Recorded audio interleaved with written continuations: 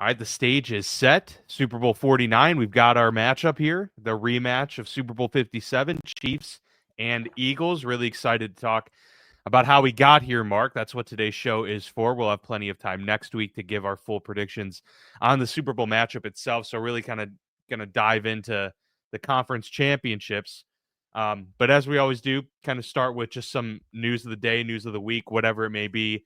And I got to tell you, I love the reports. Whether or not it's true, I don't really care at this point.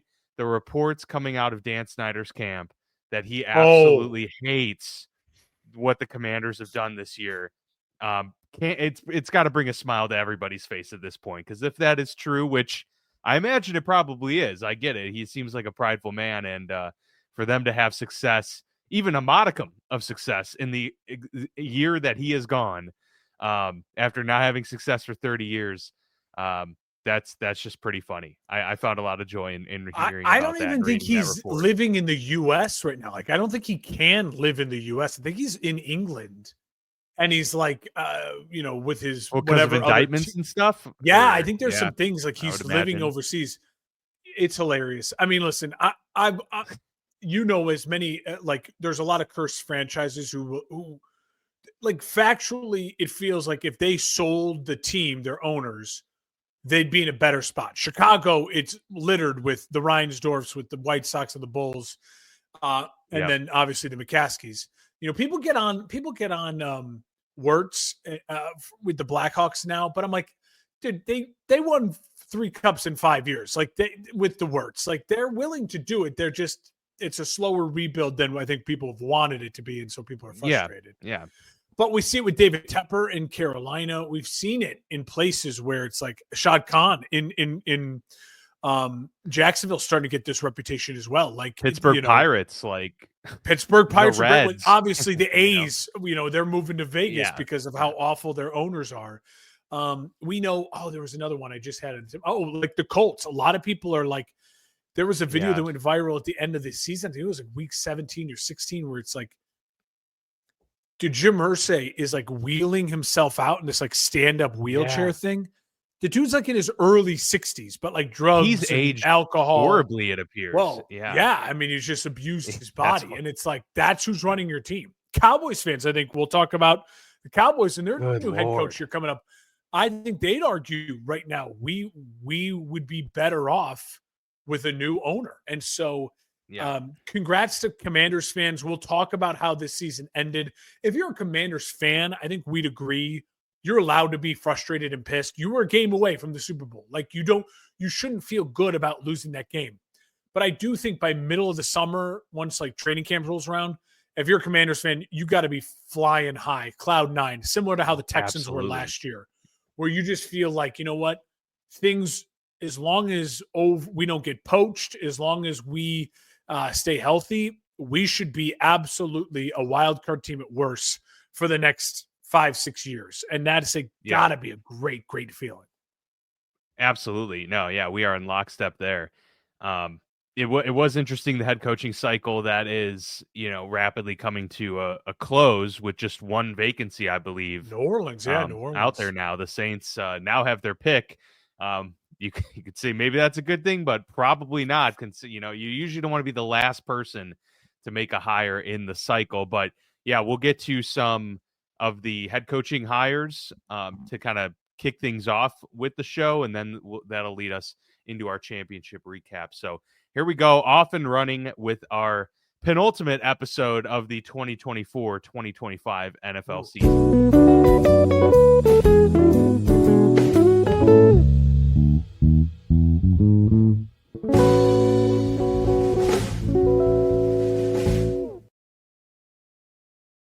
All right, so let's dive into some of those head coaches that we let's do it.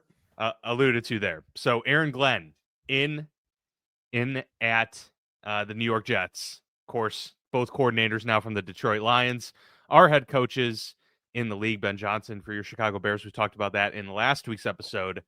Defensive coordinator Aaron Glenn headed to the Jets. I know a lot of people seemed to be kind of a mixed bag, but largely from Jets fans that I saw was, fairly negative, and they're not happy about the fact that a defensive-minded first-time head coach is there in New York once again.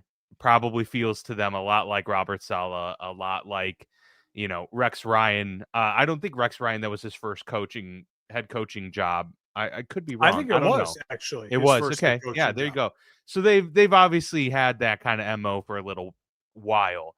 But Aaron Glenn was one of those hot names in this coaching cycle, and so story will be written for sure. But I don't know about you, but in his opening press conference, it seemed to me like he kind of went in with like a chip on his shoulder, like really trying to prove a point. I don't know if that stood out to you at all. It was kind of like what Dan Campbell did. You're like, okay, man, like I get it. I get it. You're here to right the ship and turn things around, but let's pump the brakes. What were your thoughts overall on just the hiring and his first impression? To me, it's one's, what do they say? One is nothing, two is something, and three is a trend. 2 years ago, when we were talking about coaching hires, literally like 2 years ago on this date, it was like if you smelled Sean McVay, you were getting an opportunity, right? That was the Kevin O'Connell year where it's like Zach Taylor, and it's like, these guys who are these guys? They're nobodies, but they knew Sean McVay, so now they're getting head coaching jobs. Well, look at the trend over the last couple of years now. Former player going back to the broken franchise. Dan Campbell to Detroit, D'Amico Ryans to the Texans, Mike Vrabel to the Patriots, Aaron Glenn to the Jets. He was a first-round pick. Oddly enough, Pete Carroll's first-round pick. It's funny. We'll talk about Pete here in a second. So I like the vibe, right? Like it fits this kind of vibe that's working in the NFL. Now, So far, they're 2 for 2 with Dan Campbell and D'Amico Ryans really working. Will it be 3 for 3 and 4 for 4 with 2 in this cycle also fitting that pattern? Both in the same division, they're both not going to make the playoffs next year. There's just statistically probably no way the AFC East, goes 3 teams in the playoffs when you have a Miami team that barely missed the playoffs, a Buffalo team that is the second best team in the AFC, and then those 2 teams both trying to improve and battle for a playoff spot. But I will say, I think the press conference wasn't great, but Aaron Glenn, I still think is, if you're a Jets fan, with how poor this organization is just viewed in the NFL and the lack of just top tier young talent and like future stars, it's kind of a miracle that you got a guy who was considered a tier 1, maybe tier 2 head coach in this cycle when there were 6+ openings, maybe 7 at some point. Yeah. So I think overall, if you're a Jets fan, I think you can sell yourself on that. Listen, I had a head coaching opening. My desire was not to go defense, but I also have the young rookie quarterback who I'm trying to build and pair with. The Jets don't have that.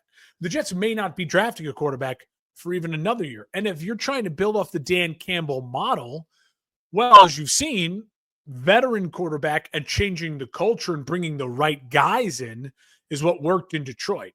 Is that what Aaron Glenn's going to try and do in the Jets? I think it makes the most sense. Listen, if I'm a Jets fan at this point, just like as a Bears fan, we're in the same boat.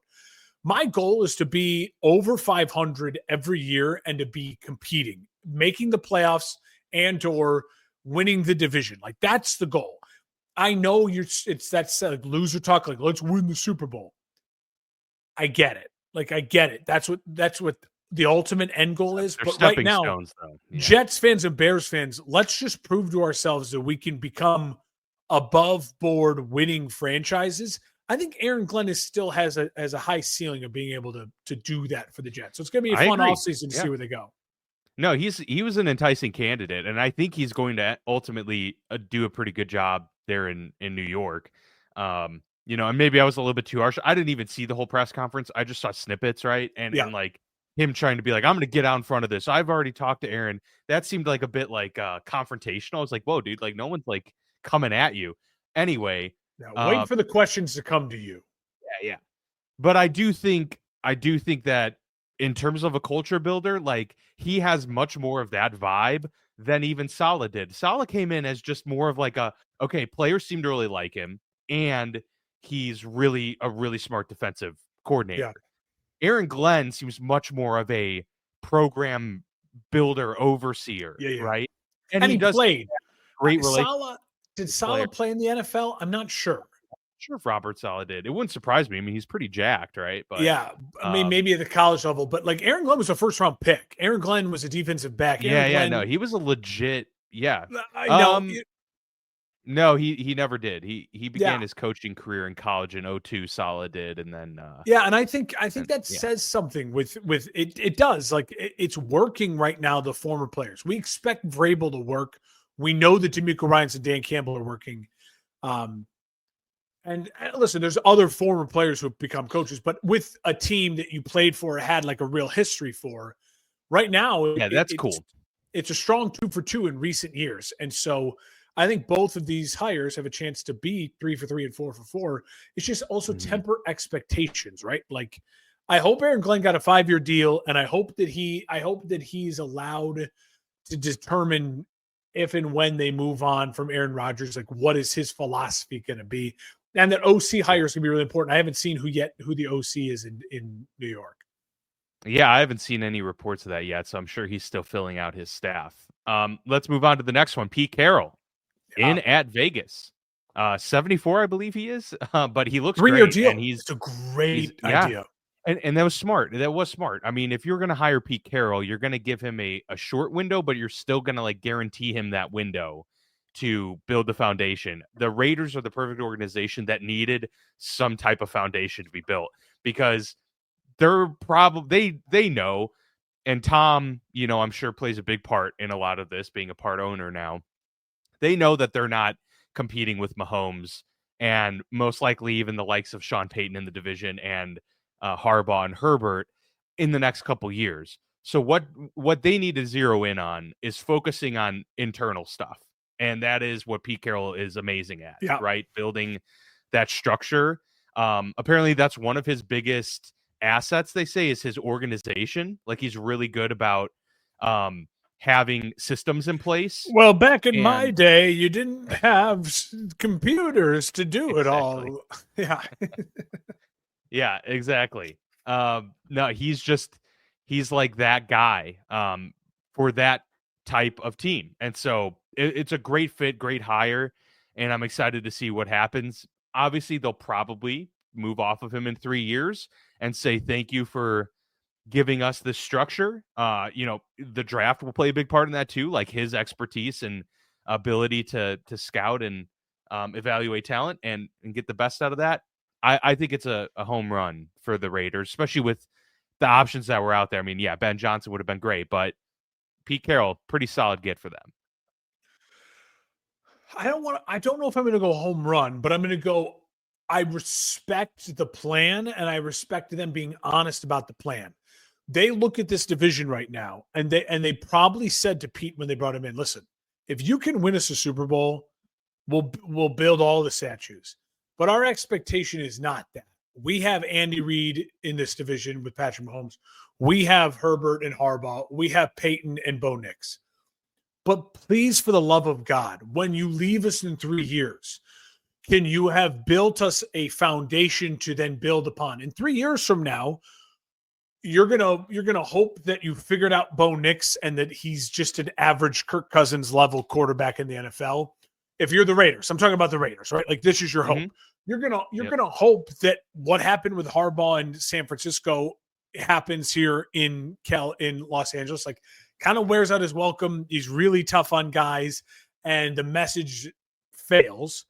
And you also hope then that Andy Reid might be retiring, and the new look Mahomes Chiefs are good, but they're not what they were, right? Like, they're still very talented, but they're not like an end of the world Thanos juggernaut.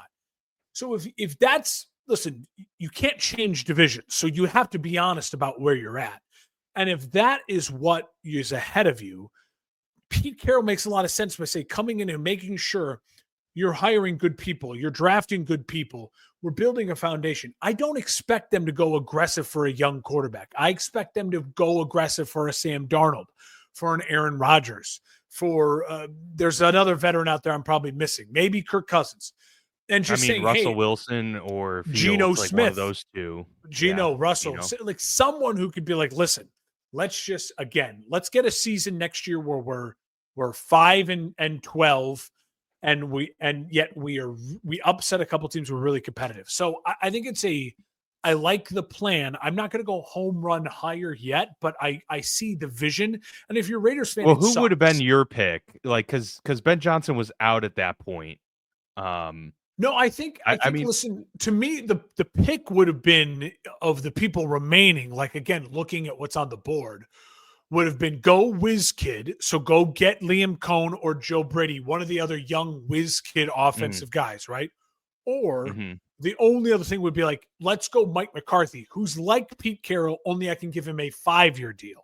And I can hope then that in 5 years, and Mike can build this thing with no expectations for 2 years, and then by year 3, we are knocking off Denver and the Chargers for a wild card spot, and we are then by year 5 extending Mike because we're now a playoff team, and we have our quarterback, and we're growing. So, and I get why they maybe just thought, listen, we think maybe in 3 years from now we could be the belle of the ball. We could be a team that has a ton of weapons, has a ton of talent, maybe a young quarterback.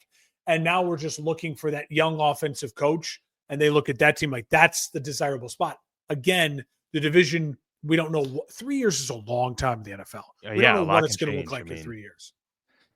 I'm curious, with the one opening available, could the Saints, could the NFL, leave this hiring cycle with Mike McCarthy sitting at home? Like, if McCarthy's not the pick in New Orleans and they do go with Joe Brady or some other candidate that we don't know of, that would be interesting. Like, leaving Mike McCarthy on the table in a what wasn't deemed to be a great coaching cycle.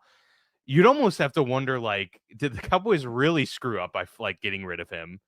And at the same time, like, did some of these other teams leave something on the table there? So if you're Mike, I think, again, you're not scared of not taking a job, because you did that with Aaron, where you took a year off and then you got the Dallas job, and it was a great job for you. And it furthered your career. A lot can happen in a year. Like Vrabel, a lot can happen in a year. I think, though, that the Saints and Mike McCarthy make a lot of sense. Again, it's a 5-year plan. It's hey, we got to get through year 1 and year 2 of stripping this thing down, and then finding ways to be competitive and building the roster and finding a quarterback, so that by year 3 in this winnable division, we've built ourselves a real juggernaut here. I think I have some good friends who are Saints fans that I work with, the weather guy and a couple of the producers, and they talk Saints football all the time. It's hilarious. And one of the things I pushed them on, I was like, if not Mike McCarthy, who? Because I was preparing for Mike McCarthy. We talked about it 2 weeks ago. Like, I was making the case for Mike McCarthy like it makes sense. I think Mike McCarthy is a quality, above average head coach. But they're very high on 2 names. They're high on Joe Brady, as you mentioned, and now he's really available. And they're also really high on Kellen Moore, which I thought was interesting. And I also think don't count out Matt Nagy. And I would say that if you're a Saints fan, if you end up with Kellen Moore, Joe Brady, Matt Nagy, or Mike McCarthy, I think all of those you can say is, listen, we feel like this is not the worst case scenario. You got you have an offensive person who can help you guide this team going forward in a division that now is loaded with offensive coaching minus Tampa. Yeah, absolutely. Let's get to Jacksonville. Raheem Morris is a defensive guy. Yes, I guess. Yeah, true. Trent Baalke finally out in Jacksonville, and that whole saga is kind of funny to see how that played out. It appears that Liam Cohen was not willing to take the Jacksonville job, good for Liam Cohen, because of Trent Baalke, and that's great. Yeah, because that's hard to turn down a head coaching job, especially your first head coaching job. He was then planning to re-sign with Tampa to be their offensive coordinator, and then Shad Khan came in and said, you know what, no, we're going to get rid of Trent Baalke. Please come back. And within 24 hours, Liam Cohen was signed on to be the next head coach of the Jacksonville Jaguars. Albeit a weird moment when he said Duval in the press conference that everyone's making fun of him for. And the fast fundamental attack. Oh, I didn't see speed. that one. He has an acronym like Matt Eberflus, the HITS principle. So he's getting reamed for the acronym too. Well, hey, you know what? Nick Sirianni had a pretty awkward and cringy press conference, and he's going to his second Super Bowl. Dan Campbell had a cringy press conference and is one of the best coaches in the league. So we'll give Liam Cohen a little bit of a pass, but no, I think it's a great fit. Like, let's got to get something going here. This has to work, because if they screw up a third head coach for Trevor Lawrence, I'm afraid that the hope for Trevor is going to be squashed at that point. So this has to work out. No, I mean, this is Trevor Lawrence's last head coach. You know what I mean? Like, it's got to be the one that works. It's got to be the one that works. Now, it's unfair, at least in Jacksonville. Yeah, it's unfair to him that the first head coach shouldn't even count, but it does. And so I think I was shocked by how bad some of the clips in the press conference coming out. I was watching them here a couple hours ago, retweeting some of them. But I will say this. The numbers speak for itself. And he did more with Baker this year than Gonzalez, who the head coach of the Carolina now. Not Gonzalez. Oh, yeah, Canales. Yeah. Canales. Than he did. And so I feel for Baker, right? And I think Liam Cohen was smart to just say, fuck it, I'm going back to Tampa and I'll be Ben Johnson next year. We said it both all along. Jacksonville was the second best opening after the Patriots went away. I think the Patriots was a really, really good opening. Probably the best opening, all things considered. I think Chicago was second, and I think Jacksonville was third. And so if you're Liam Cohen, you get that opening, you get that job, even though all these other jobs had filled up first and people had, had that opportunity to take that job. I think it's a really good situation. I'm not going to judge too hard. We'll wait to see. But pumped. If I'm a Jaguars fan overall, I'm still excited about the hire overall. I get skeptical. I get skeptical when you go head coach and then figure out the GM afterwards. I'm not. But isn't it Cunningham? I think it's the Bears assistant GM, Ian Cunningham, who got that job. Oh, did they? I didn't even realize they. So they announced the GM. Okay, I was going to say, as long as it's in tandem or they had an idea of who it was going to be, that makes sense. But if it was just going to be, we'll figure out the GM after we get you, Liam. Cunningham's a young guy, first opportunity. Yeah. Liam Cohen's a young guy, first opportunity. I have a feeling they'll work well hand in hand. And again, Shad Khan, Trevor Lawrence is going into year 2 of a 5-year mega max deal. So he's probably looking at this going, you guys have 3 years. I'm going to give you 3 years. So don't fuck it up. And, Jacksonville's got every opportunity to not fuck it up. Jacksonville's biggest problem will be overcoming, a lot like Cleveland, you're Jacksonville. Like, that's their biggest hurdle to overcome, is the apathy towards the franchise and the success that they've never had consistently. Yeah. Yeah. No, this, we talked about it last year. We said this was a big year for Jacksonville, a really big year that they needed to right the ship, and it was anything but. And then Trevor gets hurt again, and it's just like a disaster. This, once again, very, very big year for Jacksonville, with first-year head coach Liam Cohen. Finally, Cowboys with the most out of left field pick, but maybe not at the same time, because it's a Jerry Jones disciple of sorts, Brian Schottenheimer, his grandson of the late great Marty Schottenheimer. I believe it's grandson. Maybe it's his son. I have to double check that. But obviously, NFL. He's old. He's not young. He is older. Yeah, and a longtime OC and offensive assistant. Like, never been a head coaching prospect to my knowledge at all. Pull up his coaching, his stuff. Let's do this. Because honestly, Dan, listen, and I, again, freezing takes exposed or old takes exposed or whatever, they may clip this. And so I want to be careful. I want to be careful when I say, like, I don't want to completely trash it. But Jerry Jones in his press conference announcing him said, like, not only is he no longer going to be known as assistant, he's now the head coach of the Dallas Cowboys. And it eases the transition because he's been in the building. Meaning, I think Jerry truly was surprised there was going to be a transition. And also, if you're at the point where you're not retaining your head coach, who's got a great record with your franchise since he's been there, what makes you so confident that the offensive assistant coach is the guy? Like, he's the voice now they need to hear. That's the thing. You never heard a good explanation from Jerry. All of the reasons were that, he works really hard and he tries and he's, loyal and he's been in the league and all of this stuff. I'm like, none of that. I mean, that's fine. That's resume stuff, but it's like, what about him as a leader? What about him as a schemer? Did you pull up pull up his resume? Because everything. Yeah, you want me to run through this? It's like college, NFL, college, NFL, NFL, college, NFL, NFL. It's wild. 97 St. Louis Rams assistant, 98 assistant for the Chiefs. Then he goes to Syracuse, wide receivers coach. Then USC, tight ends coach the next year. Then the next year, Washington quarterbacks coach. Then the next year, he finally goes to a place for a few years, San Diego Chargers quarterbacks coach. So what year was that? 02 to 05.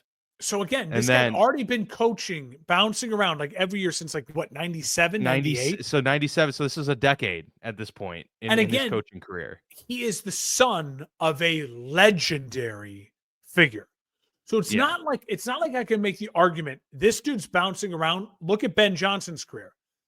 He had a bunch of different jobs, but it's like he's a nobody. He was a backup quarterback at UNC. He's a nobody who owed no one anything. Right. And it's like, look at what he's doing and the opportunities he's getting without getting like the number one job. And yet he's the son of a legend. Well, and, I do think a lot of people's resumes would look like this. I mean, just even if you're have lineage, you still got to make. I mean, Kyle Shanahan was like had to start out as a quality control or whatever. True. But it was all in the NFL. But to your point, it was all only growth. And to your point, like he really wasn't sticking around. Like these places weren't like, oh, we got a gem here. Like, and especially when he got into his OC era, he was with the Jets for 5 years, but I mean, they didn't really have great offenses. They did like the 1 year with Mark Sanchez, and then the Rams for 3 years, and then he goes to Georgia, and then back into the NFL, not as an offensive coordinator, but as a quarterbacks coach again. So then he comes back and gets, a demotion, if you will. And then he's with the Seahawks offensive coordinator for a couple of years, 2018 to 2020. Then he's the passing game quarterback when Russ started a decline too. To dip.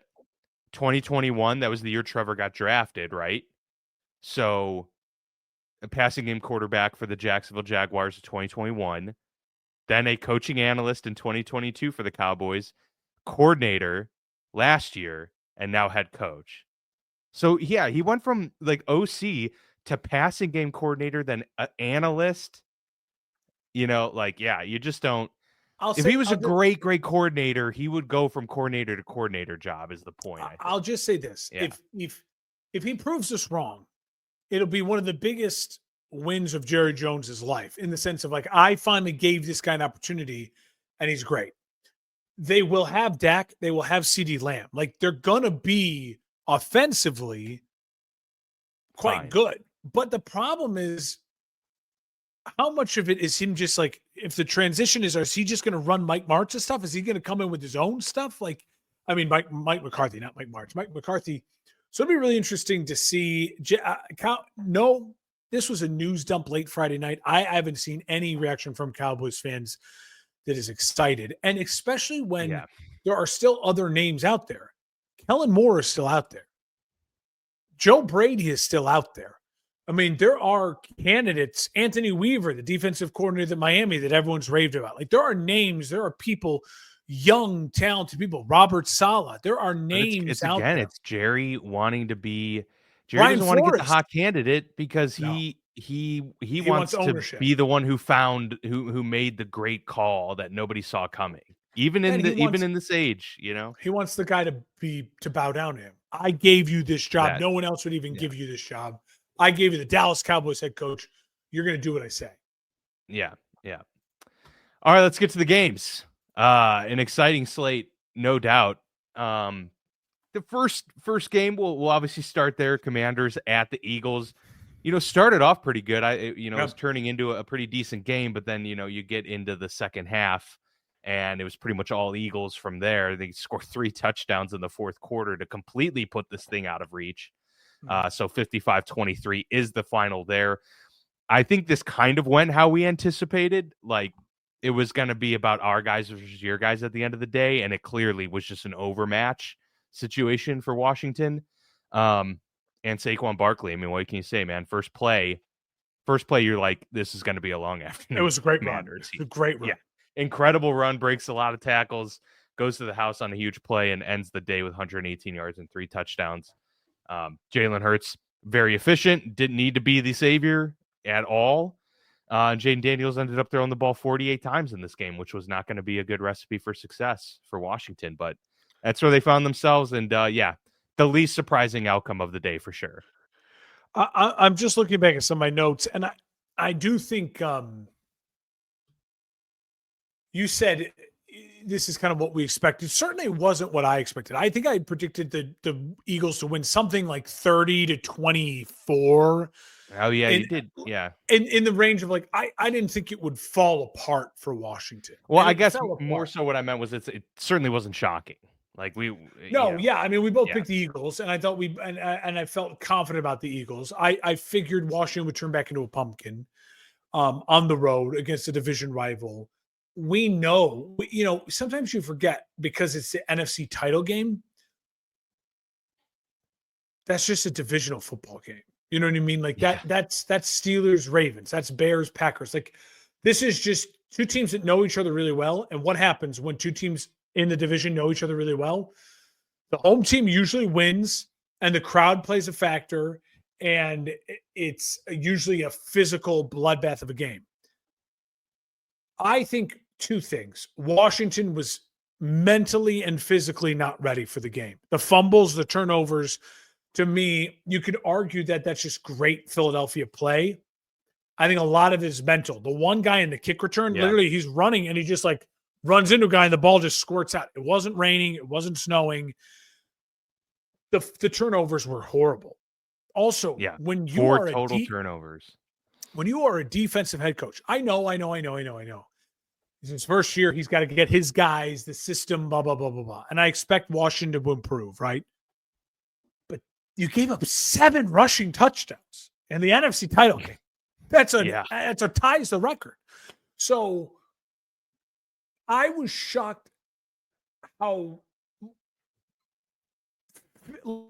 is Washington, they just felt so unprepared. And I thought because Dan Quinn had been to a Super Bowl before, was an experienced head coach, because Jaden Daniels was so calm, cool, collected. Shout out to Vic Fangio. Vic Fangio, the defensive coordinator for the Philadelphia Eagles. He's been around for forever. He's so good. He had a hell of a game plan. Yeah. He's literally said, I'm going to take away your number one option. Jaden Daniels, if you look at the stats, like going to his number one option, he was the best quarterback in the NFL this year. When he had to go the multiple reads, he was an average quarterback. Vic Fangio said, oh, okay, well, let's just make him an average quarterback. Who cares if he runs? Let's make him an average quarterback. And we'll let Zach Ertz get 11 catches for 104 yards and it won't matter. That's a great point. So that was the next thing I was getting to. When you look at the skill position, ball distribution for Washington, it paints the picture. The veteran old tight end, 11 catches on like 17 targets. Scary Terry McLaurin, 3 catches for like 7 targets. And then Washington's leading rusher was Jaden Daniels. He had more yards rushing than the 2 running backs combined. So it was just a game plan that fell apart. It was a game plan that didn't work. It was a game plan that didn't have adjustments. And I think Cliff Kingsbury deserves a little bit of criticism for that. But again, I'm not a Washington Commanders fan. So I can sit here and go, dude, that was an amazing season. Congrats to you. You were in the NFC title game. It's still going to sting. And for a while, it looked like this game, you could hang in this game. I will quickly say this about Philadelphia. We talked about it all season. They were either 1, 2, or 3 most talented roster in the NFL, however you wanted to put it. Right up there with Detroit, when healthy, San Francisco. and like Baltimore when healthy, where you're like, these rosters just are almost unfair. It doesn't make sense. And that also, when you look at the box score and everything comes together, when you watch the game, it's like, oh, Jalen Carter, Jordan Davis, Mailata, Lane Johnson, Jalen Hurts, who's a really, really, really great young quarterback, the best running back in the league. Devontae Smith, who's an afterthought, who's a guy that would be a number one guy on so many teams. He's kind of an afterthought. You have a really underrated good tight end. You have A.J. Brown. That defense is loaded in the defensive backfield with rookies all over the place, including Cooper DeJean. It's a really special Philadelphia roster. What's funny and what's weird is, as I start to think about Philly moving forward and what is Philly's weakness, my brain goes to Nick Sirianni. But the problem with that is Nick Sirianni has been the head coach of the Philadelphia Eagles for 4 years. He's in his second Super Bowl. He's made the playoffs all 4 years. And remember that first year, they were like kind of a disaster. They were the surprise team, 9-8, barely make it. And then they grew from there, went to the Super Bowl. Then last year they lost in the first round, and now they're back in the Super Bowl. I don't think of Nick Sirianni as an elite head coach in the NFL, but he's got the best winning percentage of any coach in the NFL currently. He's been to 2 Super Bowls in 4 years. He's been to the playoffs 4 years in a row. And it seems as though when Nick Sirianni, as the very much Dan Campbell-esque offensive mind, but CEO and culture guy, has great coordinators, he can lead a program to a championship game or a Super Bowl very easily. Yeah. And he gets credit for hiring said coordinators. Yes. Now, if again, if there's a brain drain and Kellen Moore takes the Saints job, right, or something else happens, it'll be really interesting to see how Philadelphia responds, because we saw what happened last year if there was a brain drain. But right now, all you can credit Philadelphia is for who they are right now, and they are a physical, incredibly talented roster that has a ton of experience, and I think can honestly say they're not scared to play anyone. Yeah. No, and they're well equipped to play anyone. They can just how that team is structured, they can hang with anybody, especially because the defense is so damn good that there was no controversy in this game. I'm trying to think of what to, I'm looking through my notes again. It's like, by the time the fumbles and the turnovers add up, it's like, okay, yeah. I mean, Jane Daniels is phenomenal. Best rookie season ever. Tip of the cap to him. Again, it's the same conversation I deal with on Twitter. People going, whoa, the Bears should draft Jane Daniels. If Jane Daniels would have had 3 offensive coordinators in Chicago like Caleb Williams did, he would not have been playing in the NFC title game. And so head coach fired too. So that's not to say that Jane Daniels right now is definitely better than Caleb Williams. I've seen proven on the field. And so I'm not embarrassed to say that or worried to say that. Yeah. I still think personally, when it's all said and done, Caleb Williams has a chance to still has the highest chance to have the best career of any of these quarterbacks in this class. And so I'm going to hang my hat on that for another year. But by this time next year, that narrative could be very, very different. Hopefully it's not. Hopefully it's leaning towards more my narrative. But he deserves a ton of credit. He deserves a ton of flowers. And Washington, I don't think they're a flash in the pan, Dan. I think they are a team that has to embody Dan Quinn's defense sooner rather than later. Because if you have a talent like that, all you need to do is get a stop once a quarter, and you're going to win a game. You get 4 stops, 1 3-and-out a quarter, and you'll probably win the game with that talent.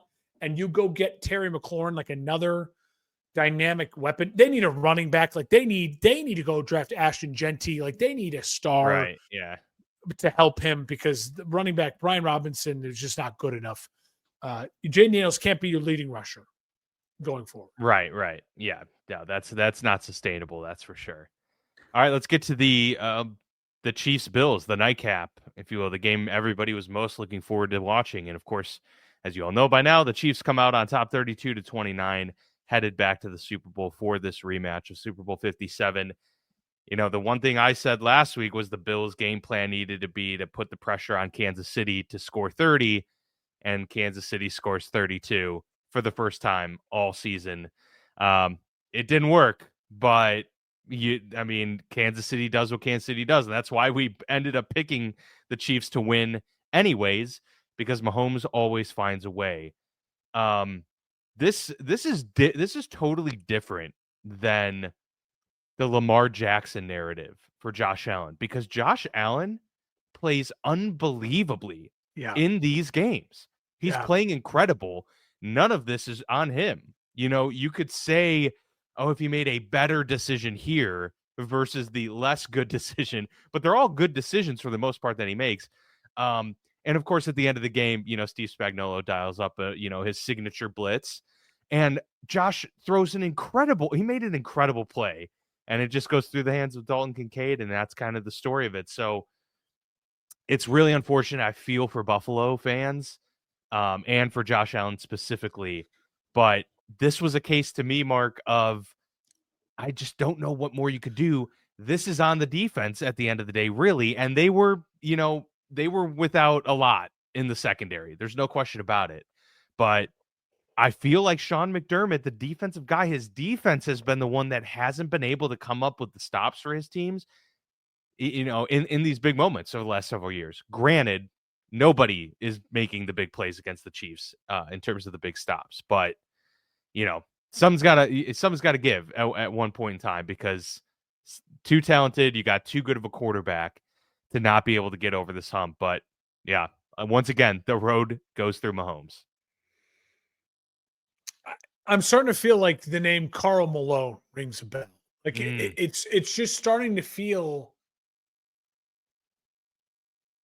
It's just starting to feel. Jordan. It's just starting to feel like what he is doing, Mahomes, to these all-time talents is unquantifiable. Now, Mahomes may play another 10 years, and maybe he never wins another Super Bowl. I'd be shocked by that, but it's possible, right? Like, it's possible. Brady went on a long dry spell. He went on a decade, till the second Patriots dynasty. But what is so unique about Patrick is that he's still in his prime, and yet he's already doing what Brady did in the second dynasty. In the second act. Exactly. Which is like, no, I'm just smarter than you. I just see it, and I just know it, and I just feel it. I'll say this about Josh Allen. I agree with your take. It's very different than Lamar Jackson. And I have the stats to prove it's different than Lamar Jackson. Josh Allen's last two postseasons in 5 games, 13 total touchdowns in 5 games, 0 interceptions, 69.5, let's call it 70% completion. Yep. Number 1 in adjusted EPA per play. Number 1 in success rate. He is playing superstar football against the best teams. Did Josh Allen go out and win that game? No, he did not. He did not put the nail in the coffin and go and win that game when he had a chance. And I think Josh Allen will say to himself, that's what he's going to hang his hat on. Is he's going to look in the mirror and go, I didn't win this game, because I think he's a good person. He's a competitive guy. He's not going to sit there and go, I have a coaching disadvantage. I have a defensive line disadvantage, and I didn't have home field advantage, and that's why I lost the game. I think you can make those excuses, and I think those are real things. I do think the Chiefs being at home matters. You heard how loud it is at Arrowhead. I know. The Bills have won games at Arrowhead before, but when you were watching that broadcast, and I went to a game at Arrowhead this year, it's deafening. I mean, I was standing next to my stepson, and I had to yell to talk to him on crucial third downs against the Raiders. And this was a regular season game against the Raiders. I mean, it was deafening in there. And so Josh Allen, it's starting to feel a lot like Karl Malone. It's starting to feel a lot like this is a person who's not going to get his chance to shine rightfully the way he deserves, because we're living in an era that as long as Mahomes and Andy Reid are together, and I think Kelsey's a part of it, but Dan, Kelsey had 2 catches for like 17 yards. Like they did it without Travis Kelce. And I want to bring up. It doesn't matter. He adjusts to anything and everything. Absolutely. And I want to bring up. It can't compete with that. I want to bring up the Nick Wright tweet. And I tweeted you, I think, at it, or the Football Lounge at it. And this is really interesting. The following Hall of Fame players won rings, NBA title rings, during Michael Jordan's heyday. Kareem, Magic, Bird, McHale, Isaiah, Hakeem, Drexler, Duncan, Robinson, Shaq, and Kobe. He shut out Ewing, Barkley, Stockton, and Malone. Now, those are big names, but that's the only guys who didn't get a ring during the Jordan era. Mahomes, now I get it. You can argue Burrow beat Mahomes. Well, and there was, 6 years of that Jordan era that was him not being on a good team and not having anybody around him, right? So the first 6 years of his career, retirement years. Exactly. Yeah. So that's a big chunk of time. But the point still stands. What Nick is saying is one of the reasons why we call Michael the GOAT is he prevented Barkley from getting a ring. He prevented Malone from getting a ring because we saw it with our eyes. We fantasized about it in the Last Dance documentary. But yes, Burrow beat Mahomes. And that's why that loss to Stafford is so killer for Burrow. Yeah. Because he was a second-year player, and that might be your only chance. And the other tweet from Nick Wright that I thought was just incredible today. And now, listen, Nick Wright's a Chiefs fanatic, so he's, of course, going to go all in on the Chiefs. But, Dan, in 2022, when the Chiefs won the Super Bowl over the Philadelphia Eagles, Patrick Mahomes beat Joe Burrow at Arrowhead with a game-winning drive. Remember, the Bengals made it back to Arrowhead, and it was blah, blah, blah. Mm-hmm. So Mahomes beat Burrow, went on to win a Super Bowl. Last year, Mahomes went on the road against the MVP, Lamar Jackson, beat him, and then won a Super Bowl. This year, he just beat Josh Allen, who I think should win the MVP, might win the MVP at Arrowhead, and he was playing in the Super Bowl. If he's able to compete a three-peat, he will have done it against going through Burrow, Lamar, and Allen in 3 straight years and taking down the Eagles twice, who've been the best or the second best team in the AFC, NFC, and the San Francisco 49ers with a great young head coach and the most depth in the NFL when they beat them. It's not a cheap run. It's not an easy run. Exactly. It's not a cupcake run. Yeah. As far as the game goes, Dan, the controversies, people want to talk about the spot. I was disappointed with Buffalo's play calling. All of a sudden, it was like Buffalo's just the tush push guys now. Like it's not working the way you want it to, and you have. But they also just James Cook's a great talent, and you're not giving him a downhill head of speed with maybe Josh Allen lead blocking, like going and just clipping a guy even on the edge. It was nothing creative. It was like we're going to shove it down your throat. It felt like Ohio State when they lost to Michigan. It was like, what are you doing? We said the Bills going into this game had more weapons than the Chiefs, and they do. Like that's your advantage. You have Shakir, you have Kincaid, you have guys in their prime. Amari Cooper, Mac Hollins, and Cook. You have way better skill position guys in their prime. And it felt like it was just Josh Allen. We're going to call number 17 over and over again. So Joe Brady, I thought, had a rough day. And McDermott in his post-game press conference, I thought, had an even rougher quote when he said, couldn't we have tried to disguise it? Maybe. Dude. And that's when he was talking about the 4th and short, like the QB sneaks. Which I think he did. Yeah, you should have tried to disguise it. You probably should have tried to disguise it. Even Romo and Nance said in the broadcast, they're going left. Josh Allen goes left on these things. And he went left every time. Except for the one time he went over, which was then risky because he fumbled the ball, but luckily recovered it. I thought it was a bad sequence of calls for Buffalo when they needed to be great. Josh Allen said in his post-game preference, to beat the champs, you got to beat the champs. And they needed to be great. Dan, they were down 21-10 late in the second. They get that touchdown. They missed the 2 points. It's 21-16. They do what they needed to do. The first possession for the Chiefs in the start of the third, they get a 3-and-out. They force the punt. That's where they scored the touchdown. I'm like, it's 22-21. Holy shit, the Bills are going to do it. They're going to do it. And what happens? Then they force a Kansas City punt, and then they punt, and they never had the lead again. If you force 2 Kansas City punts to start it, and I get it. You have to score every chance you get. That next punt was the bad spot, blah, blah, blah, the 9 plays, turnover and downs. You've got to be prepared for the moment. It felt like they were just kind of hodgepodging it for the moment. It didn't feel like they were prepared. Yeah. Kansas City, I thought, deserved to win that game. It. So my heart breaks for Buffalo, but Kansas City deserved to win the game. They did. They earned the victory, and they're on a mission again. I mean, they are a unique team in that they're a hard team to discuss an identity or figure out an identity of, because their identity is just, it's Patrick Mahomes. Like that's what it is. Like, we're talking about a team that doesn't have a healthy running back. You know, like Pacheco is clearly not. Hunt's the better player. Hunt's the better player right now. And Hunt is good. Like, he's certainly, it's amazing. But like, would he have had the success off the couch with Juju Smith-Schuster with the biggest pass play of the game? Like fucking Juju Smith-Schuster. Yeah, he had like crazy. 2 30-yard catches. It's crazy. Yep.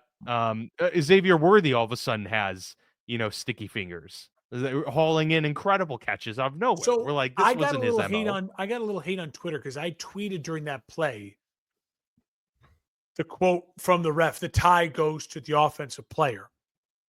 Yeah. And what I was trying to allude to is, I said, like, here we go, Tuck Rule 2.0. And what I was trying to allude to is that Bills fans are going to talk about that call, right? Like, they're going to talk about that call for forever. Little did I know at the time, then you'd have the 4th down spotting and all that stuff, and they would get more mad about that.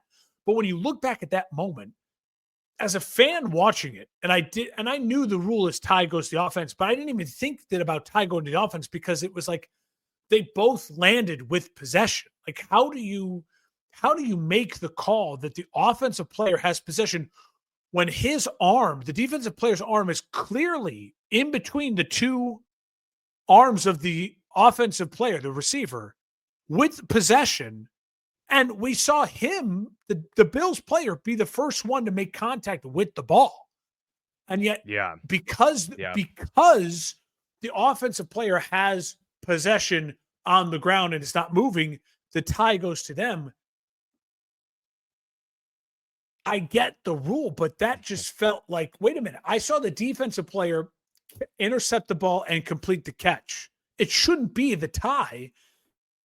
And so I thought that was going to be the bigger moment.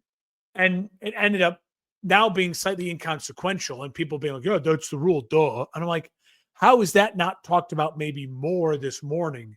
Because that would have been a crucial play. Mahomes doesn't make turnovers. He had the fumble. That would have been the interception. And it felt like it just felt like that was a moment that the Bills couldn't recover from. But it's also, I mean, it just goes to show, though, that like you need a crazy play like that to beat Mahomes. Like, it's not just a clean, or score in every drive. You have to score in every drive. You're not going to get a clean interception. You're not going to have your free safety, flying down like Ed Reed and picking it off and coasting to the house against Mahomes. It's just not happening. So like everything has to be perfect. And like you said, they got to score every possession. But that's why those moments matter so much. Like you said, you get the 3-and-out, you have to score. So yeah, I mean, we can point to a lot of reasons why the Bills lost this game and why the Chiefs won it.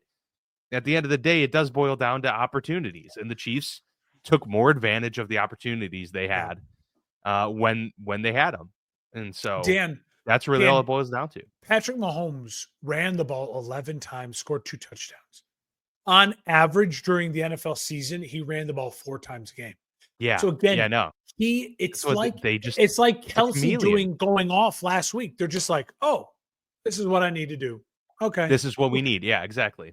And it's never panic. Like Josh Allen's first drive of the game, I was like, oh my God. Yeah, it did seem jumpy, right? Yeah. It saw it really jumpy. And then Pat was just Pat. And Mahomes against the Bills, 9 games. The score is 245 to 240. Yeah. It's They're a close 5-point game. differential. And here's the thing. He In wins 9 close games. games. He's the best close game quarterback always. in NFL history. He has the second most playoff wins of any quarterback in history, more than Montana, more than he passed Montana. More this than past, the Mannings, more victory. than Breeze, more than Roethlisberger, more than Aikman. Behind only Tom. And he's halfway to Tom. First team to make the Super Bowl 5 times in 6 years. First team to have a chance at a three-peat. No other team that won back-to-back even made the Super Bowl. They're now doing things the Patriots aren't even involved in the stats with, and that's how you know it's special. Yeah. Dan, really quickly, as we start to wrap this up, early thoughts on next week. We'll do a full breakdown and preview. I want to look back at that game 2 years ago. There's a lot of the same names. Yeah. There's a lot of the same faces. And I haven't done I'm not the sure deep dive on that game yet. I haven't done the deep dive. Yeah, I'm with you. Yeah. And I think Jalen Hurts was an MVP candidate 2 years ago. This year's MVP candidate Saquon Barkley, and I think that's better for Jalen Hurts.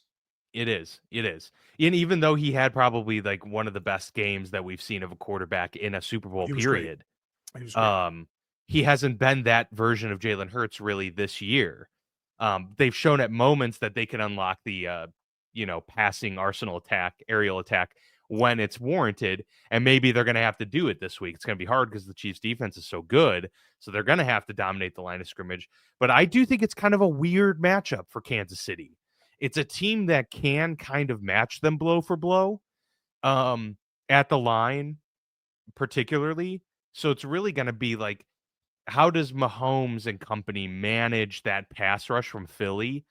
And it's going to be a lot more, which they do all the time, is playing in the flats and out leveraging people. That's the way to win. And they're going to use Xavier Worthy a lot, I feel, to be able to do that, because you're going to have to play a lot more horizontal against Philly than you are going to be vertical. So, initial thoughts is it's a very interesting matchup for both teams. And, my gut is that it's not going to look anything like it was a few years ago.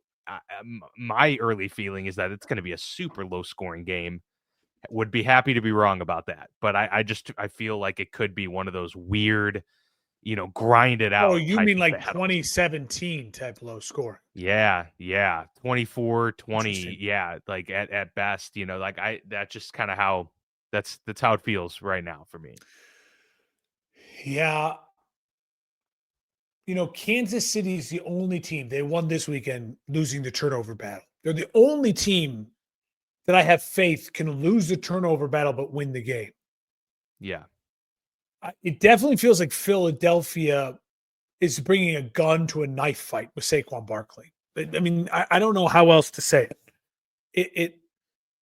It just feels like when I look at the rosters, if you were to do like who are the 10 best just football players in this game, 7 are on the Eagles. Yeah, I would say it's probably 7. I mean, I think you make the argument 8 when you say like maybe it's just Mahomes and Chris Jones. And maybe I'm adding to the locker room fodder that Andy Reid wants, right? They don't believe in us, blah, blah, blah. But I do think objectively, when you break it down, the Eagles are so talented and deeper and more physical. And then it goes back consistent. And it goes back to every single game with the Chiefs. But Andy Reid and Mahomes. And so I don't know about you. I'm one of the few people I talk to everyone I talk to today. And I get asked a lot because we do the sports stuff and people think of us as sports guys, and I'm out in public or I'm walking around at work and everyone's like, well, what do you think? What do you think? Don't you hate the Chiefs? I hate the Chiefs, hate Chiefs. I don't hate the Chiefs. I don't either. Yeah. I agree. I'm excited about history. Now, if we're in the same spot again in a year from now, if it's a lot of teams but the Eagles, I'll probably be rooting for that team. Because as cool as I think it'll be to see history made at a three-peat, part of my reason, and again, I'm a Bears fan. I there's a couple NFC teams that I can root for, but there is a lot of NFC teams that I hate a lot more than AFC teams. It's just the way that cookie crumbles, right? Yep. And so Philly to me is like, ugh, like I can't stand even the thought of rooting for Philadelphia. So I have no idea who I'm going to pick to win this game right now. Yeah. I have no idea what exactly to me will be the keys to the matchup. I'm going to spend a week and really dive in and have some fun looking at a lot of film and doing a lot of numbers research. But I do think it's going to be a really close game because you have a way better roster versus a way better coach and quarterback. And you have it in New Orleans, which will just be an electric atmosphere. And so I can't. And the Manning's doing the kick of destiny, carrying on your. Yeah, I know. Carrying on the legacy. People who are like, this is going to be a boring Super Bowl. Yes, we've had a lot. I think it's only been like. Low scoring doesn't equal boring though either. You have a lot of the same teams over the last like 6 Super Bowls, but and multiple rematches. But if these are the best teams, and Philly felt like the second or first best team in the NFC all year long, maybe not all year long, but from Thanksgiving on especially, and the Chiefs are the Chiefs, then we get what we get. You know what I mean? Exactly. A 2 seed on the NFC side, a 1 seed on the AFC side. Like this is what the NFL is all about. The best teams make it to the Super Bowl. That's what it is. And we're going to have a lot more from the Super Bowl next week. We'll give our full game analysis, predictions, everything as we get, the week off as always before Super Bowl 59 kicks off. So next week, be sure we'll be right back here. I think we'll be doing that show Tuesday, like on our normal schedule, but maybe Monday, we'll see. But yeah, I think Tuesday. So stay tuned for that, and we'll have our full predictions for the big game then. But until then, enjoy the week. Enjoy the week off of football if you can. Do something, maybe Pro Bowl. See if there's sunshine on a Sunday. Pro Bowl. Yeah, definitely make it a point to go watch the Pro Bowl. Enjoy all of that. But we will see you back here next week, everyone.